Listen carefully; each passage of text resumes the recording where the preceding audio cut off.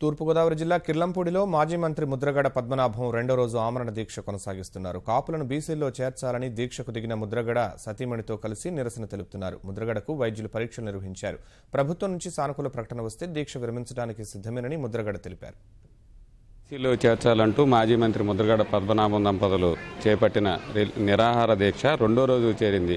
కిర్లంపూడిలోని ఆయన నివాసంలో ఆయన దీక్ష కొనసాగిస్తున్నారు. ఇప్పటికే ఈ అంశంపై ప్రభుత్వం ఎమ్మెల్యేలు ఎమ్మెల్సీ వచ్చి ముద్రగడ పద్మనాభంతో మాట్లాడారు. రాత్రి కూడా ఎమ్మెల్సీ బొడ్డు భాస్కర్ రామారావు ముద్రగడ పద్మనాభంతో చర్చలు జరిపారు. ప్రస్తుతం ఆయన మనతో ఉన్నారు. దీనికి సంబంధించిన వివరాలు ఆయన్ని అడిగి తెలుసుకుందాం.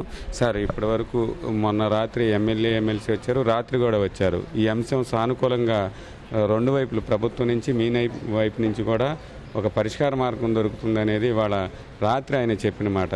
ఎంతవరకు దీంట్లో ఉంది? ఈ అంశంపై ప్రతిష్టంభన ఎప్పుడు తొలగే అవకాశం ఉంది? సానుకూలంగా చేయాలనే ఆలోచనతోనే బొట్టు భాస్కరరావు రావడం జరిగిందండి. ముఖ్యమంత్రి గారు కొన్ని విషయాలు చెప్పడం జరిగిందని చెప్పారు ఆయన. నేను అవి కాదు, కొంచెం సవరణ చేయమని నేను చెప్పడం జరిగిందండి. మా జాతికి మంచి జరుగుతుందంటే ఓ మెట్టు దగ్గర ఇబ్బంది లేదు భాస్కరరావు. మా జాతికి న్యాయం జరగాల, మంచి జరగాల, పేదవాడికి ఆకలి తీర్చే కార్యక్రమంలో పార్టీ ప్రభుత్వం ముందుకు రావాలా, దాంట్లో కోసం నేను ఒక మెట్టు దిగడానికి ఏమీ అభ్యంతరం లేదని చెప్పడం జరిగిందండి.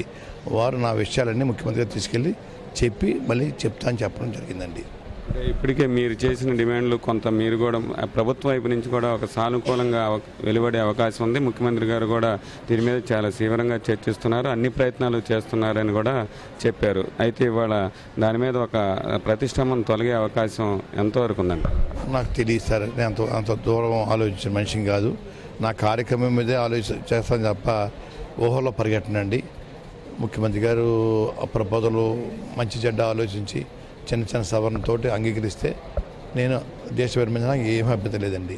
టెక్నాలజీని వాడుకునే ముఖ్యమంత్రిలో నెంబర్ 1 ప్రపంచంలోని చంద్రబాబు నాయుడు గారండి. ఇంకా పాతకాల మాటలో వారికి మాట్లాడడం అనేది వారికి ఆ స్థాయికి తగదండి. దీన్ని ప్రభుత్వం చాలా ప్రాధాన్యం ఇస్తోంది. ఇవాళ ఎట్టి పరిస్థితుల్లో ఈ అంశాన్ని ఒక సానుకూలమైన నిర్ణయంతో ముగింపు పలుకుతామని కూడా ఉప ముఖ్యమంత్రి చంద్రరాజప్ప గారు కూడా వెల్లడించారు.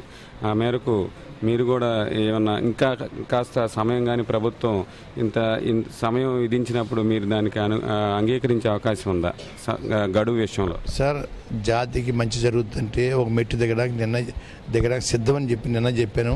నేను రాత్రి భాస్కరరావు చెప్పాను సార్, ఇప్పుడు కూడా చెప్తా ఉన్నాను సార్. జాతికి మంచి జరగాల, జాతికి మంచి చేస్తానని చెప్పి వారే హామీ ఇచ్చారు సార్. నేను కొత్తగా ఈ రోడ్డు మీద వచ్చింది కాదు సార్, ఇది కొత్తగా తీసుకొచ్చారంటే వారు బాధపడాలా, ఉక్కు బాధలతో అణిచేయాలి మమ్మల్ని. అసలు వారు ఇచ్చిన హామీని అడుగుతుంటే వారు బాధపడడం అనేది న్యాయంగా కూడా లేదు సార్. ఇది మా మీద ఎదురుదాడి చేయిస్తూ ఉన్నారే, ఇతరులతో తిట్టిస్తూ ఉన్నారే. అయ్యా, ఆ రోజు తెలియదా ముఖ్యమంత్రి గారికి అండి? ఎందుకు హామీ ఇచ్చారని అడుగుతా ఉన్నా నేను.